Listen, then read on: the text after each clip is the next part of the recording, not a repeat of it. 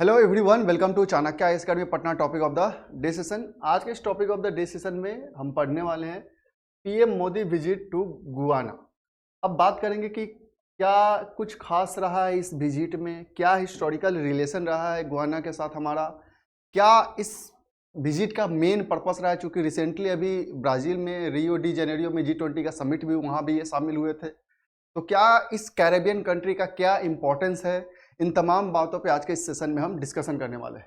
तो recently prime minister Narendra Modi paid a visit to the small Caribbean country of Guyana, the first visit by any Indian prime minister in 56 years.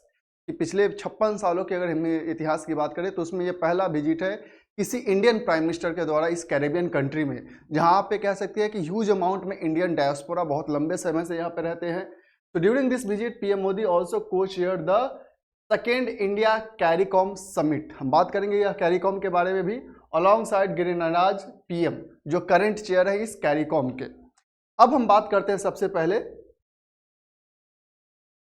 इस Caribbean community CARICOM के। ये गाना का आप location देख सकते हैं हेयर, ये जो साउथ अमेरिकन कंट्रीज है, जो कैरेबियन कंट्री है। तो बेसिकली कैरिकॉम क्या है? It is a general organisation है established in 1973 under the Treaty of Chaguaramas। क्या एम्स था इसका? So it aims to promote economic integration, shared foreign policy, functional cooperation among the member states while ensuring sustainable development of the region. कि overall जो इस country का major जो इसका CARICOM का इस्टेब्लिशमेंट किया गया था कि जो एक सस्टेनेबल मैनेजमेंट वे में कह सकते हैं डेवलपमेंट को लेकर, इकोनॉमिक इंटीग्रेशन को लेकर, जो फाइनेंशियल या कह सकते हैं जो फॉरेन पॉलिसी है मेंबर कंट्रीज का, उसे शेयर किया जा सके। Stretching from Bahamas in north to Suriname and Guyana in South America, CARICOM comprises states that are considered the developing countries along the Atlantic coast.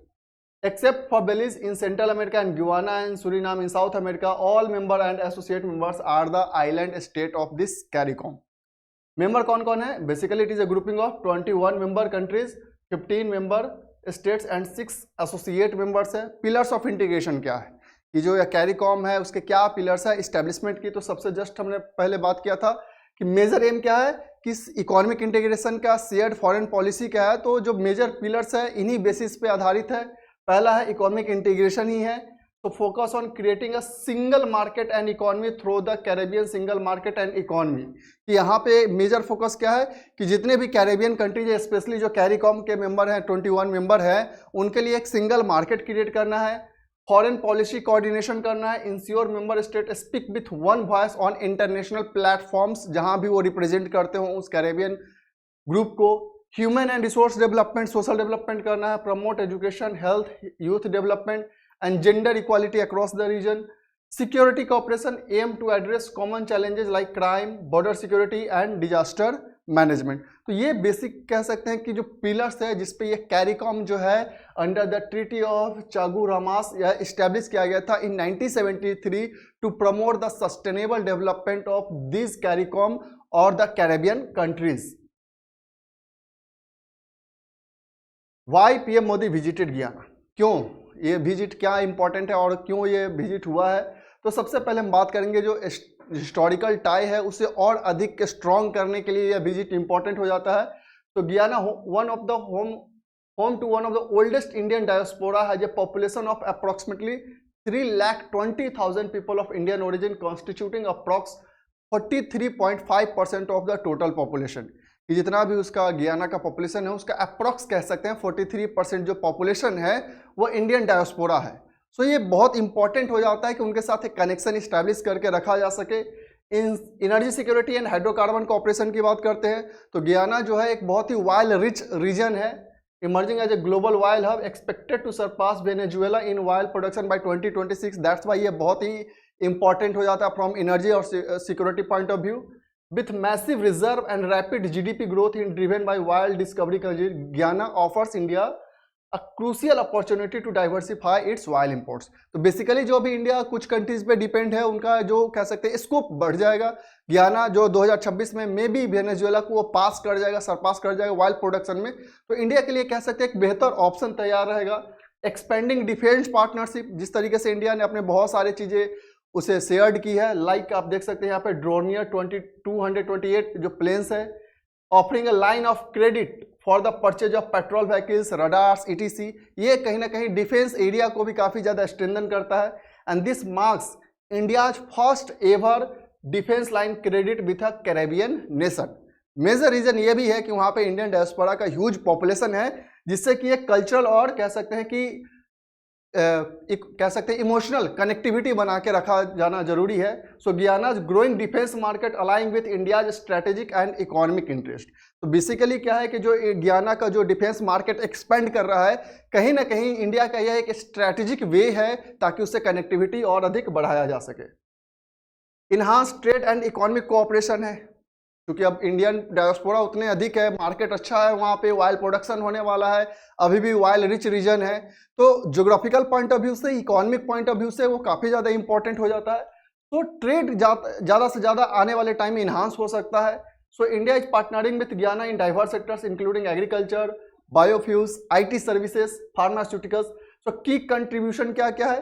तो building crucial infrastructure like national cricket stadium, solar traffic lights, supporting projects like hospital upgrades, road linkage and ocean going vessels, promoting bilateral trade which remains low but show positive growth potential।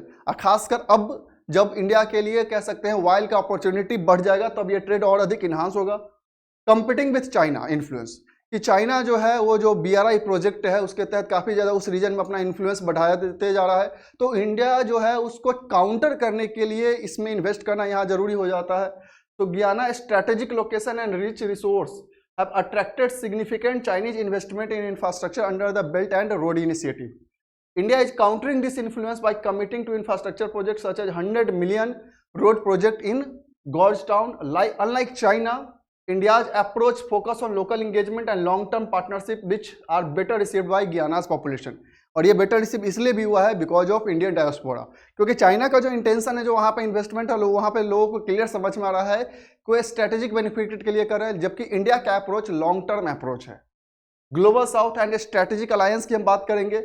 So PM Modi visit reflect a broader strategy to enhance tie with smaller countries as a part of global south initiative. कि जितने भी global south का concept आता है, जिसमें जितने भी country उसमें आते हैं, उनके लिए एक पॉजिटिव ट्रेंड है कि बड़े बड़े कंट्री जो है उनके साथ पार्टनरशिप कर रहे हैं for the future development and trade purpose. Guyana's economic potential driven by oil wealth make it a pivotal partner in this vision and especially the Caribbean region। की highlight of PM Modi visit क्या है? तो basically बात करें तो PM मोदी conferred with the order of excellence of Guyana, जो कि नेशनल हाईएस्ट नेशनल अवार्ड है ऑफ गुयाना, और he is the become the only 4th foreign leader to conferred with this award. Agreement across key sectors, कौन कौन से sector है जिसमें agreement हुए हैं? तो पहला हुआ हेल्थ और फार्मास्यूटिकल में, कि जितने भी कैरेबियन मेंबर कंट्रीज है वहाँ पे बहुत सारे मेडिकल इक्विपमेंट सप्लाई करना है, मेडिसिन सप्लाई करने के लिए India agree to establish Jan Aushadhi Kendra in Guyana to improve affordable medicine. Hydrocarbon sector को प्रमोट करना है, तो cooperation in crude sources, natural gas, infrastructure development and entire hydrocarbon value chain. Agriculture promote करने की बात करी जा रही है कि R&D बढ़ाने की कोशिश की जा रही है एग्रीकल्चर के सेक्टर में, ताकि यील्डिंग कैपेसिटी को बढ़ाया जा सके। स्पेशली हम बात करें जो मिलेट्स है उसको सपोर्ट किया जा सके। डिजिटल ट्रांसफॉर्मेशन की बात कर सकते हैं, जो कैपेसिटी बिल्डिंग है, स्किल ट्रेनिंग की बात की जा रही है, exchange of best practices in the field of IT और मेडिकल। साथ ही साथ बैंकिंग एंड पेमेंट सिस्टम भी वहाँ पे UPI लाइक जो फैसिलिटीज़ है वहाँ पे प्रमोट करने की बात की जा रही है। तो ये कुछ ऐसे की एरियाज हैं जहाँ पे ये एग्रीमेंट हुए हैं। डिफेंस एंड कैपेसिटी बिल्डिंग भी हुई है, क्योंकि डिफेंस एरिया बहुत ही इंपॉर्टेंट हो जाता है इस सेगमेंट में। सो स्किल डेवलपमेंट और कैपेसिटी बिल्डिंग इन गियाना specially in the defence sector, और इंडिया जो है उसे रिसेंटली डॉर्नियर एयरक्राफ्ट भी प्रोवाइड किया है। सो ये एक इंपॉर्टेंट सेगमेंट बन जाता है। उसी तरीके से जो कुछ और अदर न्यू एरियाज है like education and human development, technology transfer and food processing, Ayurvedic medicine and vaccine manufacturing, जिसके लिए अभी जस्ट रिसेंटली जो जन औषधि केंद्र है उसे इस्टेब्लिश करने की बात की जा रही है।